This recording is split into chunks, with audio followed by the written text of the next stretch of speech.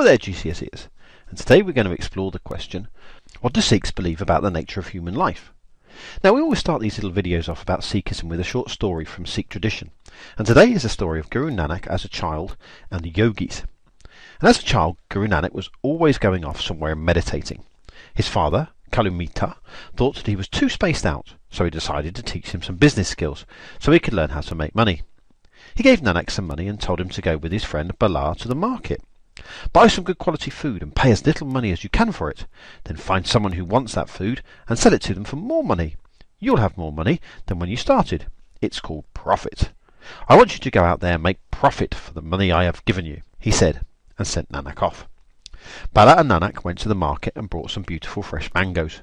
They were walking around town and they were supposed to be looking for someone to sell them to. But Nanak was more interested in meditating. He started walking off towards some trees, because he liked to be around trees. When he got there, some holy men were already there meditating. He asked them, "Where have you come from?" They told him, "We don't have any particular home. We go everywhere and we think about God. We trust that God will provide for us wherever we go." Nanak was always happy to meet men of God like these men who did nothing but meditate and think about God. Nanak found out while talking to them they hadn't eaten in several days. When he asked them, they said, "We never ask for anything. We just trust that God will provide for us." Well, when Nanak heard this, he really wanted to serve them. He considered it a great honour to give these men the beautiful mangoes he had just brought. So he gave them to the holy men and talked with them for a while. He felt really blessed and happy to have met them. When he came back to his father, Kalu Mita got angry. "I gave you that money to make more money, and you just gave it away. I'm trying to teach you something useful, and you just wasted my money. Why can't you learn?" Then he punished Nanak for not listening. His daughter, Nanakai, tried to stop him because she understood her brother better. But it was actually Nanak himself who understood better than anyone. Nanak knew that whatever we can give people in need, we should. Whatever we can do to serve holy people, no matter what it costs, is well worth it, he said. This is the real profit, serving others. And as I'm sure you're aware, starting to become aware, is that in Sikhism, the idea of service, or siwa, is extraordinarily important. Now, we're going to start off with going back to what we looked at last lesson, which was the idea about God. And Sikhs believe that God has given humans the opportunity to reunite with him. The aim of life is to become one with that transcendent God that we looked at in our last unit. Life is seen as a cycle of birth, life, death, and rebirth, life, death, and that goes on and on. The path to being with God is through the way that Sikhs live. They believe eventually they can become with God. Now this can often take very many lifetimes, and God's mercy is involved here too, as human nature is not perfect. Sikhs believe that several lifetimes will mean that they can eventually be with God, and their aim is to make spiritual progress within a lifetime. 5 basic virtues that Sikhs should follow in order to improve their lives, and that are these 5.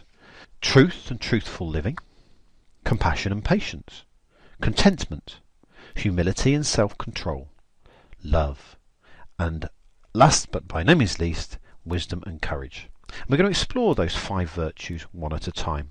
So the first one, truth and truthful living. Now, Sikhs believe, as you remember from the Mool mantra, that God is truth. And so to get close to God, Sikhs need to live a truthful life. And this happens in many aspects of their daily life. Truthful living includes speaking the truth, being realistic, working honestly and acting fairly, treating everybody as equals. And that of course means justice. Now justice is a part of truthful living because it recognises unfairness and seeks to put it right. Justice recognising the rights of all people to work to protect them. It will respect all equally and oppose exploitation. The second one, compassion and patience. Sikhs believe that compassion is a quality that God possesses. God is seen as merciful and kind, looking out with goodness on everything God has created. And you remember from the first one, the Ik Onkar, God creates everything. He wills the best for his creation, and so human beings should do the same. Practically, this means they should be aware of the needs of others, supporting the suffering and the vulnerable, being careful and kind in speech, and serving others. In this way, compassion also involves patience. Sikhs believe they should be tolerant of others, forgiving people's faults and weaknesses, and be prepared to make sacrifices for others. It needs determination and ability to recognise God in others. The third one, contentment. In remembering God, Sikhs try to live a life that is centred on Him, and not desire things that they have not gained material possessions. Sikhs are encouraged to accept the life that has been given to them by God and try to do God's will. They believe that contentment leads to happiness because it gets rid of worry for the future and fear of the unknown. This may seem a good and sensible advice, but it's most difficult to achieve as people always want more. Sikhs can do this by focusing on God and not thinking about themselves. And we certainly saw that in the story of Guru Nanak with the yogis. The fourth of the virtues is humility and self-control. Humility is an attitude which Sikhs believe should be shown towards God and others. It is a recognition that before God, humans should not believe in their own importance, because God is the ultimate reality. His greatness and power cannot be described in comparison with God. Humans must be humble. Equally, they should not be self-important in their dealings with other people, or believe that they have more to give and more self-important things to say. Self-control is therefore very important in a Sikh's life. Sikhs should engage in self-discipline, prayer, bringing God to mind. This ultimately involves love. Sikhs believe that God is a loving God, and in response to God, Sikhs must be full of love.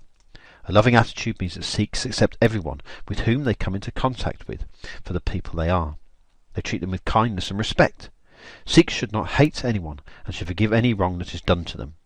They believe that part of their loving response to God is to serve others and to show love towards them. And we're going to look at this idea of serving, through many aspects of what Sikhs actually do. For example, service or serving is known as, in the Sikh faith, Sewa.